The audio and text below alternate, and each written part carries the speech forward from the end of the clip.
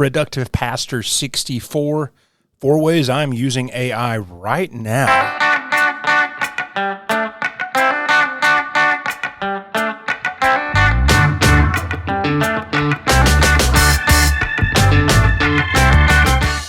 What's going on, friends? Chad Brooks back, Productive Pastor, episode 64. I'm talking about artificial intelligence a little bit. You know, if you would have told me when I started ministry almost 20 years ago that I would have a podcast, B, we didn't know what those things were back then, but B, that we would be talking about artificial intelligence in church, I would have immediately pointed you to Terminator 2 and Skynet and run away. And I still love making a little bit of a Skynet joke about AI, but I've found myself using it quite often. And what I want to do in this episode is share with you 4 ways I'm using it.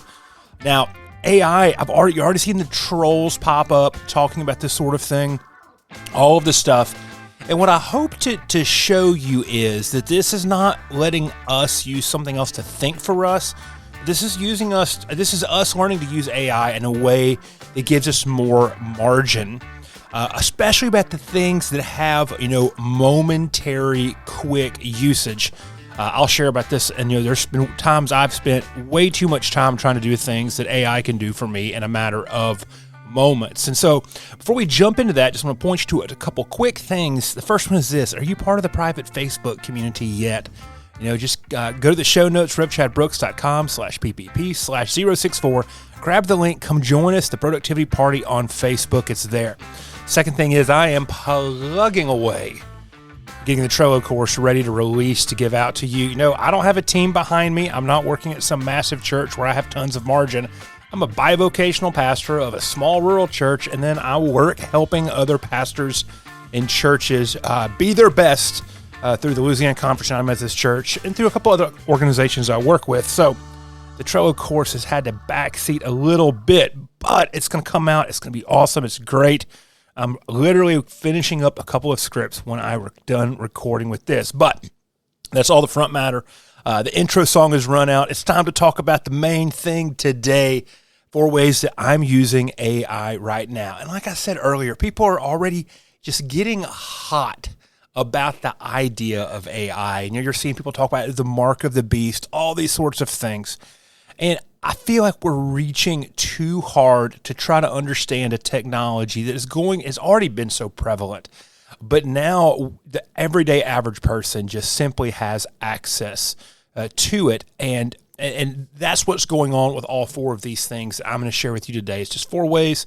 It's giving me more margin, letting me focus better, letting me think better, and also making up for just not having more people on a team or around a table to support the stuff that I need to take care of. So here's my 4 ways. The first one is this: I use ChatGPT as a conversation partner. Now, early on it came out, a lot of us had a lot of fun trying to stump ChatGPT. And, we were able to. There's sometimes we ask it very specific questions about specific documents, and we saw things that didn't come out right with it.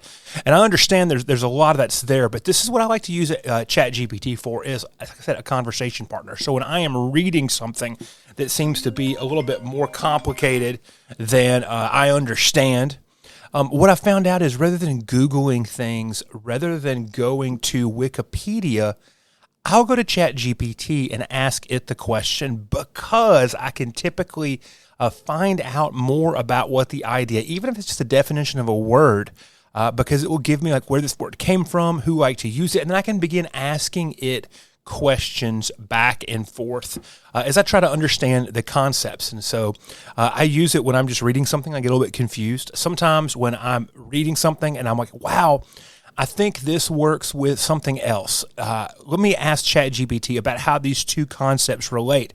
And I'll tell you right now, the more prevalent the concept, the older the idea, that sort of a stuff, the easier of a time ChatGPT has giving you really, really good relevant information. So I like to think of it as that friend from seminary that I had that was a little bit smarter than I was, or a little bit more well-read, or just happened to know something more about a subject that I didn't know. And you're having lunch with that person, and you decide just to ask a couple of questions. That's kind of one of the ways that I use it, especially when I'm trying to understand concepts for things. And so what I'm going to do is I'm going to link an entire thread, from earlier today that I was dealing with ChatGPT. I'm working on a sermon from James chapter 1. and I was wanting to understand the whole idea behind trials and temptations and how it worked out in a historical anthropological sense. And so I've linked that entire thread. If you just want to see an example of what does it look like when Chad is doing and reading these sorts of stuff, it'll be there in the show notes, revchadbrooks.com/PPP/064. The second way I am using AI right now is actually a couple of different tools. The first is I will upload podcast audio or sermon audio. The current place I'm preaching right now, I don't record. We don't podcast the sermons or anything, but I did this earlier this week to make sure that this still worked, not just like productive pastor transcripts, but also sermons. And I'll tell you what, I got tons of more mileage out of the sermon transcript. And so I uploaded that into a service. I use transcribeme.com. It charges a handful of cents a minute. I think I paid $2 or $3 for a 30-minute conversation piece, something like that. No big deal. But I will upload it. It takes maybe an hour for it to transcribe it with machine learning, which is super, it's rough. I would feel horrible sending that Word document to somebody as a representation of anything. But then I import it into ChatGPT. It grabs it really, really well. And then I began asking it to give me summaries of things or to give me, 10 tweets about this podcast episode or this sermon, or to generate discussion questions and discussion prompts, all these sorts of things. And it's so much stuff that I can do as far as social media is concerned, or email lists, all that kind of stuff.